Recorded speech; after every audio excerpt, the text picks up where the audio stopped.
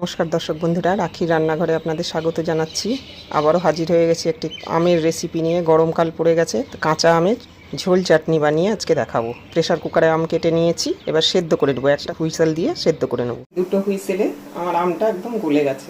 আমি এরকমভাবেই করবো। চলুন এবারে গ্যাস অন করে কড়া বসাই। গ্যাস অন করে কড়া বসিয়েছি, 2 চামচ মতো সর্ষের তেল দিয়ে দিলাম। তেল গরম হয়ে গেছে, এবারে একটা শুকনো লঙ্কা আমি ফাটিয়ে দিয়ে দেবো তেলে। এক এক করে 1/2 চামচ কালো গোটা সর্ষে, 1/2 চামচ 5 ফোড়ন দিয়ে দিলাম। ফোড়নটা একটু ভেজে নেব। ফোড়নটা ভাজা হয়ে গেছে, এবারে সেদ্ধ করে রাখা এবারে একটু স্বাদ মতন লবণ ছড়িয়ে দিলাম, অল্প একটু হলুদ দিলাম, হতে দেবো। তারপর এই চিনিটা এর মধ্যে মিশিয়ে দেবো।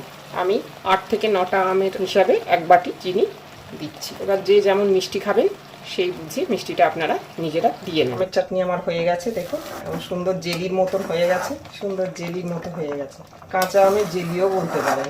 আমার এই রেসিপিটি যদি আপনাদের ভালো লেগে থাকে, চ্যানেলটিকে সাবস্ক্রাইব করার অনুরোধ রইল। বেল আইকনটি টিপে দেবেন যাতে করে আমি নতুন কোনো রান্নার ভিডিও দিলে নোটিফিকেশন সবার আগে আপনার কাছে পৌঁছে যায়। লাইক শেয়ার কমেন্ট করবেন। ভিডিওটি দেখার জন্য ধন্যবাদ। ওপর থেকে ভাজা মশলা ছড়িয়ে পরিবেশন করলাম।